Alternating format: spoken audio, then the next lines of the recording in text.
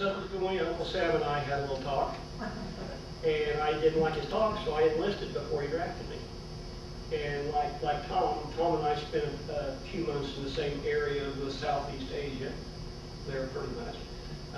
When I came back, I was an oil and gas business with my dad from 1981, and then when that died, then I went and got a job at the Ohio Department of Job and Family Services, and I was the Children's Health Insurance Program coordinator. The CHIP program that you hear about, the Healthy Start program, I was one of the coordinators involved in that program up until 2005. In 2006, I decided that it was time to retire. And then the honeydew list came along, about 3 years of honeydew list. And my wife was looking on the computer one day, and she said, "Dear," she says, "there's something to be interested in." And I looked it up, and it was an archaeology degree at Hocking College. So when I went down to Hocking, actually I knew all the staff because they were 19-year-old graduate students on some of the sites I had worked on when I was a 19-year-old. I got my degree in 2010, and I do adjunct teaching. I also do contract archaeology and just anything I have. I'm also a certified archaeological advisor with Boy Scouts. I'm like the only one in like 4 or 5 states around here. But the thing is, archaeology, again, it's an expensive thing if it's required. I don't know how many are familiar with the NAGPRA, the different archaeological preservation laws, but archaeological preservation laws are called if there's a federal undertaking that requires a federal certificate or there's federal funds involved, then this has to be done.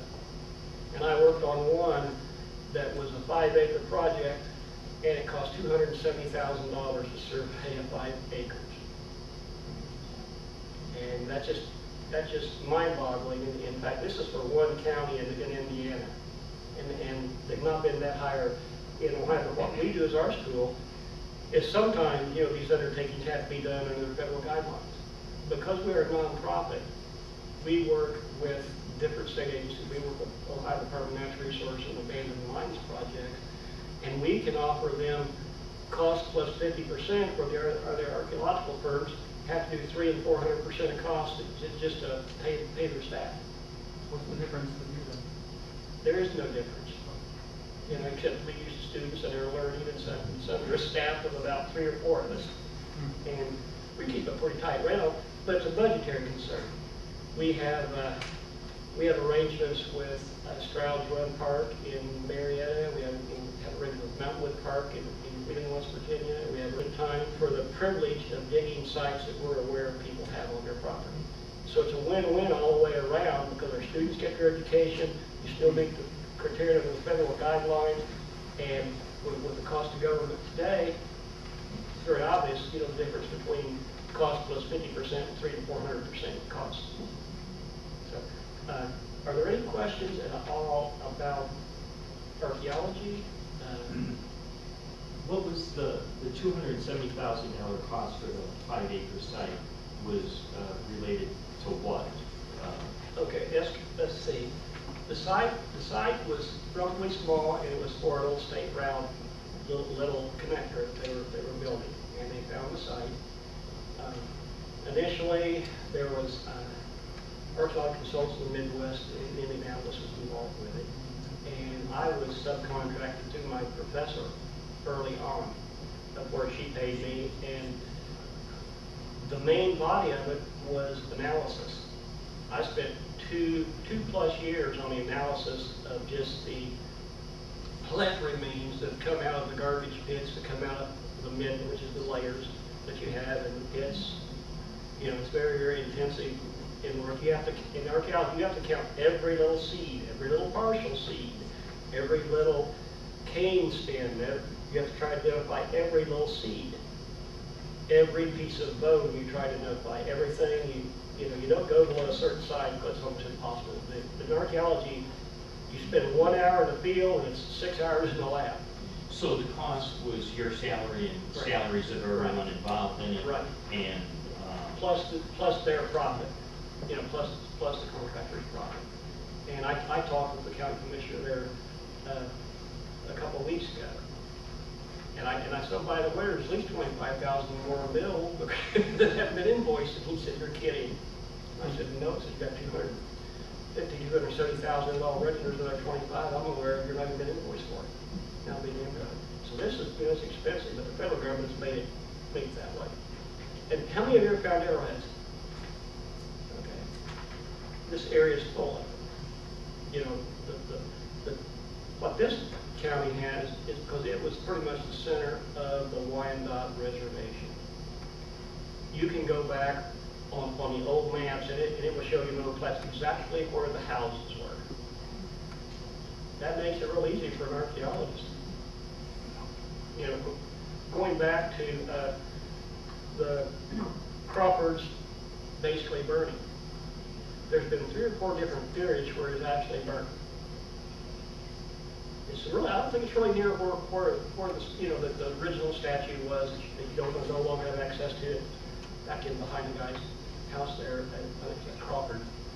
And farther south, you know, that's more of a ceremonial type thing. And the reason that monument is allowed is because it's a National Historic Registered place is based on person, a place, a thing, or an event.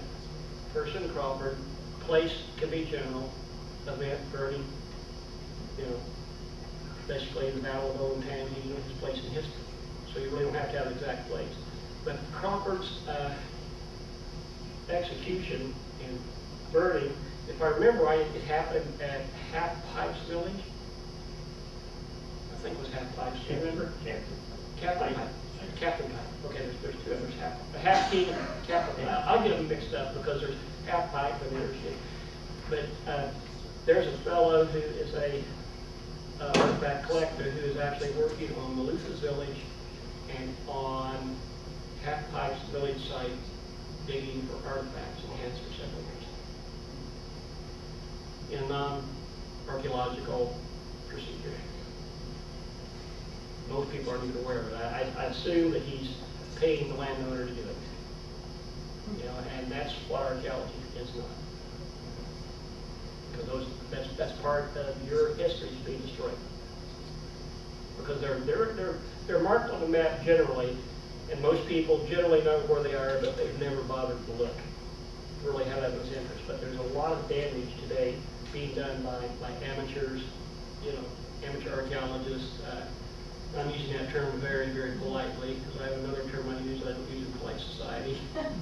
You know, but anyway, if you have any other questions about archaeology in this area, you know, the Crawford campaign, either the battles, anything like that, feel free to.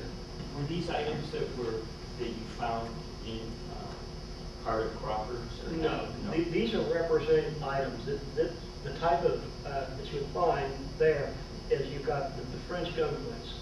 What happened is the British gun flints tended to die out unless the colonial troops were able to capture British stores. So they relied very heavily late on, you know, French manufactured gun flints and Flint manufactured firearms, Charlievilles and the various weapons.